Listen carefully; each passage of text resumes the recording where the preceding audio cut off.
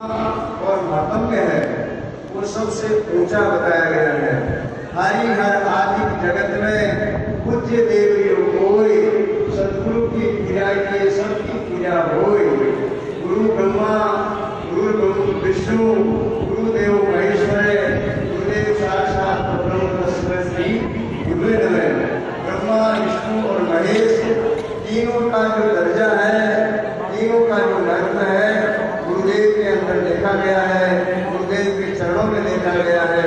लेकिन इनका ज्ञान हमें तभी प्राप्त होता है कि हम मन से, वाणी से और शरीर से पवित्र रहें, विचारों से पवित्र रहें, आहार विहार से पवित्र रहें, तो गुरुदेव का जो ज्ञान है वो हमें प्राप्त हो जाता है। मनुष्य का जन्म बार बार नहीं होता है और मनुष्य का जन्म नहीं होने के कारण ये उपाधि जो है अंतःकरण के अंदर जो उपाधि है मन विक्षेप आवरण, इसकी निवृत्ति करके और जो गुरुदेव की शरण में जाता है उसको गुरुदेव के ज्ञान की प्राप्ति हो जाती है। 10 प्रकार के जो दोष हैं उसकी निवृत्ति करें, 5 विषयों की सब स्पर्श रूप रसगंध आदि की निवृत्ति करें और 6 प्रकार की जो उपाधियां हैं उनकी निवृत्ति करें। अपना धर्म का जो 10 लक्षण है उसको धारण करें। ऐसा करने से फिर हमें परमात्मा की प्राप्ति हो जाती है। ये अनादिकाल से रीति चली आई है। तो हम जब भी इस प्रकार से कोई बर्तन के अंदर दूध डालते हैं और उस बर्तन में पहले से खटाई लगी रहती है तो वो दूध टिकता नहीं है, फट जाता है।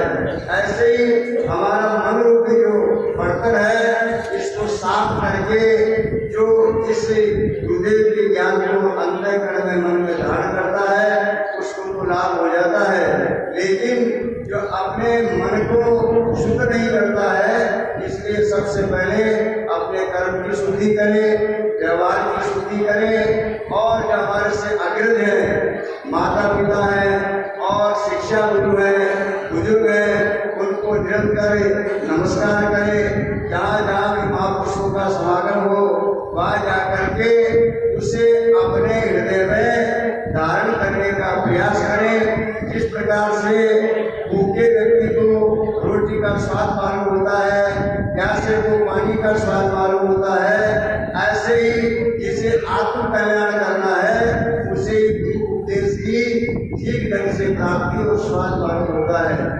तो हम सब पहले ये संकल्प करें कि हम आज से किसी प्रकार का व्यसन नहीं करेंगे और 7 प्रकार के व्यसन है, युवा, मांस, शराब, वैश्य, चोरी, मर्द, परनार, ये 7 प्रकार के जो व्यसन है इन व्यसनों से दूर रहेंगे और अपने से जो बड़ी है वे माता के समान और जो हमारी उम्र के वो बहन के समान, छोटी बेटी के समान वसुदेव कुटुंबकम की भांति अपने मन को इस तरह से स्थिर करेंगे तो हमें परमात्मा की प्राप्ति हो जाएगी।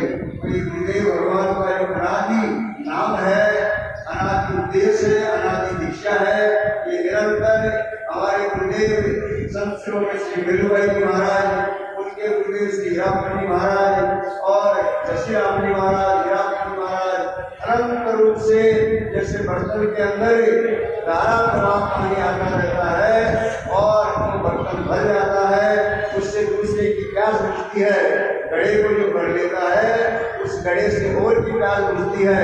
ऐसे ही शरीर रूपी जो घड़ा है इसके अंदर ये मन स्थिर होकर के और उस दीक्षा को धारण कर देता है। तो आप सबको पहले तो ये है कि इसको स्वीकार करना चाहिए कि हम जो गुरु दीक्षा ले रहे हैं इसका निरंतर सतत रूप से अभ्यास करेंगे, इसका जाप करेंगे और कुछ समय के लिए सुबह शाम बैठकर इसका चिंतन करेंगे, अपने आत्म स्वरूप में परमात्मा स्वरूप में रमण करेंगे।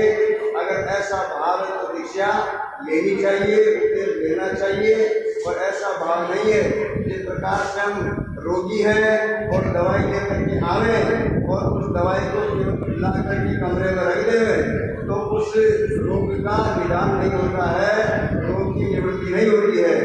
ऐसे ये उपदेश की जो औषधि है ये केवल इस कान में सुनकर इधर से निकालने की नहीं है, इसको हृदय में धारण करना है, इसका मंथन करना है, चिंतन करना है, जाप करना है। ऐसा स्वीकार है आप लोगों को सबको, ये सब बातें स्वीकार है, ठीक है। आप इसका उल्लंघन नहीं करेंगे और थोड़ा समय का अभाव है तो और भी कुछ बाद में जो सत्संग होगी उसके अंदर सब